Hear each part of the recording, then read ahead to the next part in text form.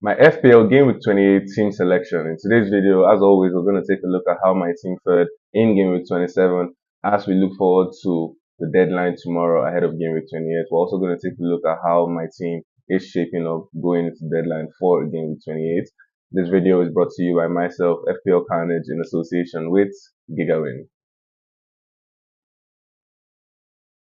So let's get right into it. In Gameweek 27, my team scored a total of 57 points. In goal, I had Jordan Pickford starting for me in that game against Brentford. Thankfully, Brentford also considered in that game because that would have been the third clean sheet in a row for Flecken, and believe me, we didn't want that, right? So 2 points from Pickford in that game against Brentford. It was a really tight game, 1-1 in that game. In my defense, I made a move by taking out Lewis Hall to bring in Ibnuri, whom I started as my first defender. Unfortunately, they lost 2-1 to Fulham. Ibnuri returned just 1 point for me in that game. My second defender was Alexander Arnold. He returned 6 points for me in the 2-0 win against Newcastle over the weekend. Gabriel was my third defender. In the 0-0 draw, he returned 7 points. I think he was a bonus point was taken off of him in that game. Could have been 8 points, and could have been 7 points for Arnold as well. Got bonus points chopped off later in the in the week. So 7 points from Gabriel. In my midfield, I had Mo Salah, whom was my captain. It was unfortunate that he couldn't get more out of the game. I think he could have possibly gotten a goal and an assist. But just the assist for him to return 12 points as my captain. My second midfielder was Clivert with a stunning goal right in that game against Brighton. Unfortunately, they couldn't get the win out of that game, but he did return 10 points for me as my second midfielder. My third midfielder, the disappointing Cole Palmer so far. He had so many chances to, get a massive haul in that game against Southampton. I did expect him to return at least a brace in that game, seeing the number of chances that he had, but just the 3 points for him. Mbuemo was my fourth midfielder, returning an assist and 5 points for me, in my team. And then my fifth midfielder, who came on because Alexander Isak was ruled out of that game against Liverpool, was Morgan Rogers. He got the only goal for Aston Villa in that game against Crystal Palace where they lost 4-1. Could have easily gotten a brace, but he saw one of his goals get chopped off like because of offside. And then up in attack, I had Chris Wood against Arsenal, just the 2 points from him, and Matheus Cunha, 2 points from him as well in their 2-1 loss to Fulham. On my bench, I had all 0 points. Thankfully, I didn't have any other player from my team miss out. If not, it would have honestly just been pointless. So yeah, 57 points in total for my team. A slight red arrow from 270 to 272k. Thankfully, it wasn't too bad of a game week, but still a lot of positives taken into game week 28.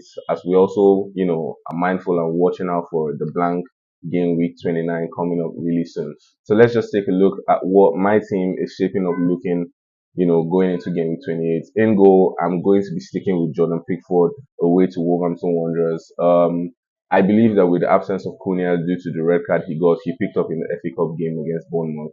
I think they have just lost that attacking threat, that attacking force that they have in Matheus Cunha rather, that attacking threat that they usually would have if he's on the field.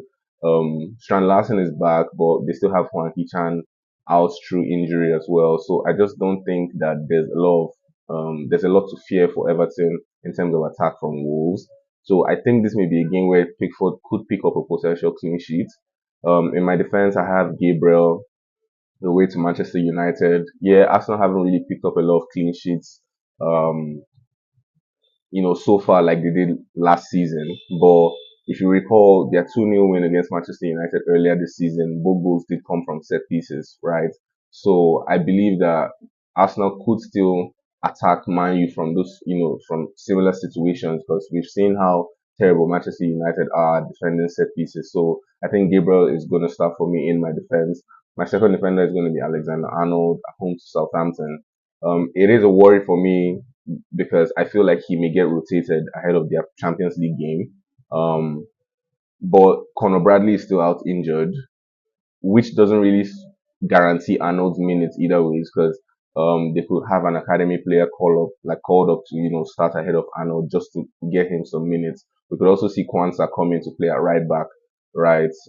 So yeah, it just there's a little bit of scare for me on starting Arnold, but I will not bench him because I do believe if he starts, he does get something out of this game, potential clean sheet, potential attacking returns. So I will start him in the game against Southampton. My third defender is definitely going to be Nuri at home to Everton. Um, we've seen him play as a left wing back, sometimes on the left wing. He does get a few attacking returns from time to time. It may be a game that may end 0-0, right? So yeah, just I think he has the ability to pull off something for Wolves. He is a really good creative defender for them. So he's going to be my third starting defender going into this game week. I'm going with five midfielders. First of which is going to be Mo Salah and my captain pick Mo Salah hosting Southampton. I definitely think this is going to be an explosive game week if Liverpool decide to go full force in this game and start, all their players. Southampton may receive a proper thumping in this game. Salah is just 13 points away from breaking his own record that he set in 2017-2018 season. So he's definitely going to be my captain. If you still have your triple captain and you want to take the punt, I do believe it's a good time, it's a good choice to put that TC, chip on Salah at home to Southampton. My second midfielder is going to be Brian Mbuemo at home to Aston Villa. He doesn't really have a terrific record against them. I think just one goal in his last four games against them. Um, but the appeal remains there for Brentford's home record, as well as him being on, penalty duties and nailed on minutes as well.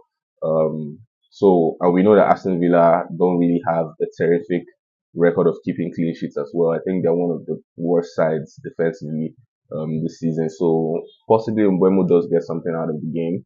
Clivert is going to be my third midfielder away to Tottenham. We saw Bournemouth beat Tottenham 1-0 earlier this season. I do think Tottenham may look to rotate, seeing that they lost their first leg in their Europa League game. They may look to rest a few players to try and see if they can get something out of that, like particular tie in the second leg. Bournemouth, a fully rested team, had 7 days of rest, no midweek competitions for them. So, with the presence of Evan Nielsen as well, a full fluid Bournemouth attack, going into the sports game. I think Clivert also being on set piece duties, penalty duties rather, could get something out of this game, could exploit the, potential weaknesses in Tottenham's defenses. Cole Palmer, my fourth midfielder, at home to Leicester. I do really, really hope that he gets back to goal scoring form in this game. I feel like a lot of managers currently have him on the chopping blocks. Some have already sold him, but I think this is the time where he should repay the faithful managers that have held him, for so long. And then my fifth midfielder is going to be Morgan Rogers, right, away to Brentford. He has a really great record against them, 2 goals in his last 3 games against them. So I think it's a game that we will see goals from both sides. I think Rogers, a little bit of decent form for Aston Villa at the moment. So maybe we expect something from him in that game against Brentford. And up in attack, I have Ishak. We've already, heard news from Eddie Howe that Alexander Ishak is going to be fit for the game against West Ham. He has a decent record against them as well. So I do think he gets the start, and he's going to be in my starting lineup going into the game week. My second attacker is going to be Chris Wood at home to Manchester City. Um, Forest City is always a dicey game, especially at the City ground. It's always a dicey game, end to end stuff. Um, I think Chris Wood gets something out of this game. City's defense is currently, undergoing a restructure. It hasn't really fully settled in. So I think Nottingham find a way to exploit those a few weaknesses in that defense, and Chris would get something out of the game. So on my bench I have Robinson, who is away to Brighton. I have Cunha, who is currently, suspended. I am possibly thinking of moving away from him. I'm getting maybe Beto or Mamouche, or Wisa doubling up on Brentford. But yeah, I think that may be my only transfer, or I decide to roll my transfer. And then I have Veltman, who is out injured as well. So yeah, this is what my team looks like. My captain is on Mohamed Salah. My vice captain is on Cole Palmer going into game week 28. So if you have any questions, please do well to leave them in the comment section. I'll get back to them as quickly as I can. And as always, see you guys in the next FPL video.